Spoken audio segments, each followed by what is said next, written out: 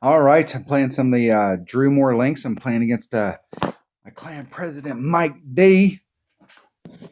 And so we landed on this par 3 right here. Let me pause this so we can get a good look at this par 3. So in the past, this is hole number 7 of the 3rd anniversary tournament. This is Drumore Links hole 4, par 3.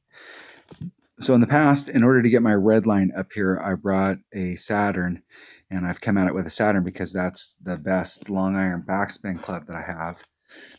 And I looked through my bag, and if you have a Grim Reaper up, and you will get a lot of Grim Reaper cards, and you'll get Grim Reaper cards because it's a T1 club, but when it gets to level 6, it gets 100% backspin, and it's actually not that bad a club. It has 60 accuracy, and it's got pretty decent ball guide. It's actually got better ball guide than the Saturn maxed out and the Backbone maxed out. So it's not a bad club when it gets to level 6. 60 accuracy. Not bad. Not a bad club. So, but coming up here to where my red line is with a big ball versus where my minimum line is, so that I have all this room down here, I can use any club in my bag to try and get, maybe I could use, but from down here, you need more backspin, even when you're way down here at the bottom, than what I had anticipated.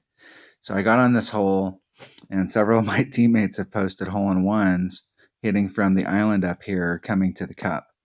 So Mike takes the shot first, and he hits from the top, and then I go ahead and follow up and take the shot after him. So let's see what we did here.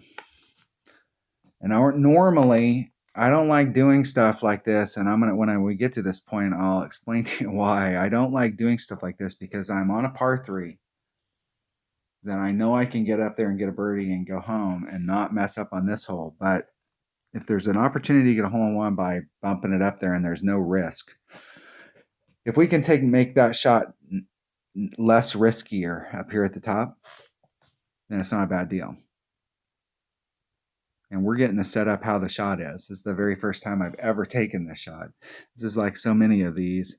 And one of the things I want, let me get it when Mike gets around. So he's moving the wind out. One of the things here is you'll notice he's 5 rings off.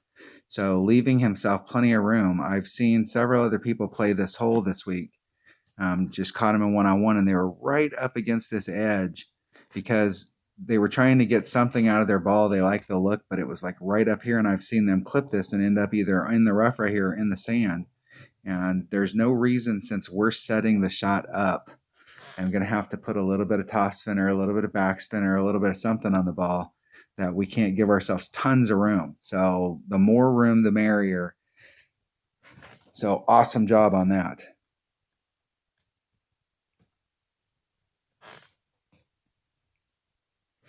It's a 100% accurate club, and it's a 4-7 win, so this should be a 4-7 pull. That was right out about 4-7.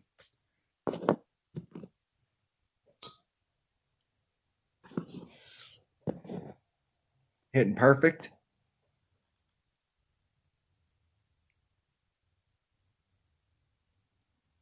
Just a bit outside.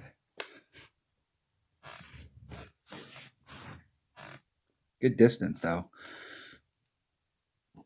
I didn't watch you set that shot up. Let's go back and watch what he did on that shot and see what the deal was.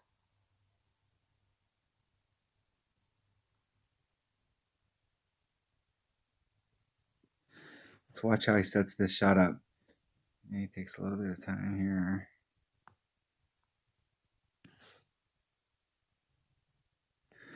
So he's going straight out. He's going to move forward just a bit. He's looking pretty well right at it. Let's see if he adjusted the wind in the right direction.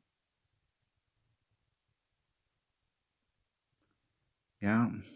So it pushed off. It pushed off a little bit there at the very end to the left. And the wind was coming in from the right, going to the left, so there might be an adjustment we have to make there. So I try it with the Grim Reaper, and I'm always no less than 2 rings off of any transitional surface. I like to be right there, and give myself some room for maneuver. But one of the things I do like about, let me see if I can pause it right there, is you can see where the transition is between the fairway and the rough. How here's the fairway, and then the rough kind of bulges up a little bit. And that's different than where you've got the fairway where it slopes down and the fairway ends right here, and then the rough starts. And then there's also the ones where it comes, it's on that hillside like this, or even maybe the rough is on the hillside, and you'll get those weird bounces or you'll get those weird rolls. So that means that in this particular pocket that we have right here, you can get way down in there, and as long as you make a great wind adjustment, you're probably okay. But if you're playing a one-on-one and you've got this 5-1 headwind, and the next time you get some kind of tailwind, and the next time you get some kind of crosswind, it's always good to leave yourself a buffer. You're setting the shot up.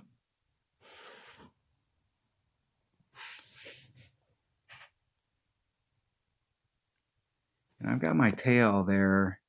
I move it over just a titch. Wiggled the bottom. I moved it forward just a little bit. And so I was facing off to,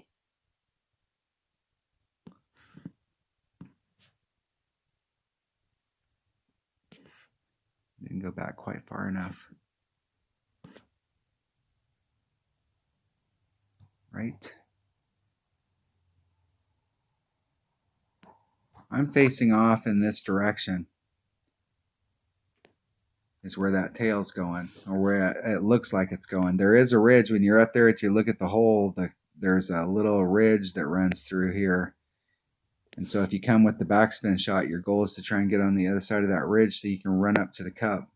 But you got to have a really good ball guide for that, to bring it around that bend. And so what happens when you do the backspin shot is you tend to engage the hill, and it throws you off.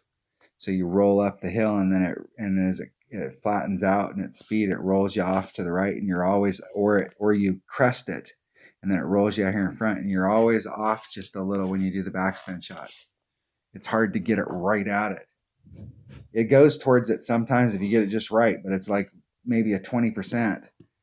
You're not going to hit that all the time if you're dialed in. But I am definitely aimed to the right here, and my opponent went to the left.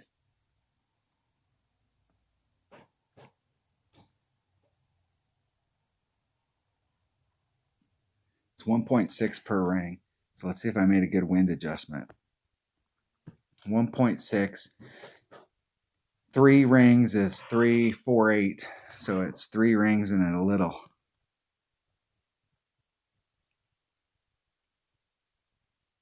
And I went right out 3 rings.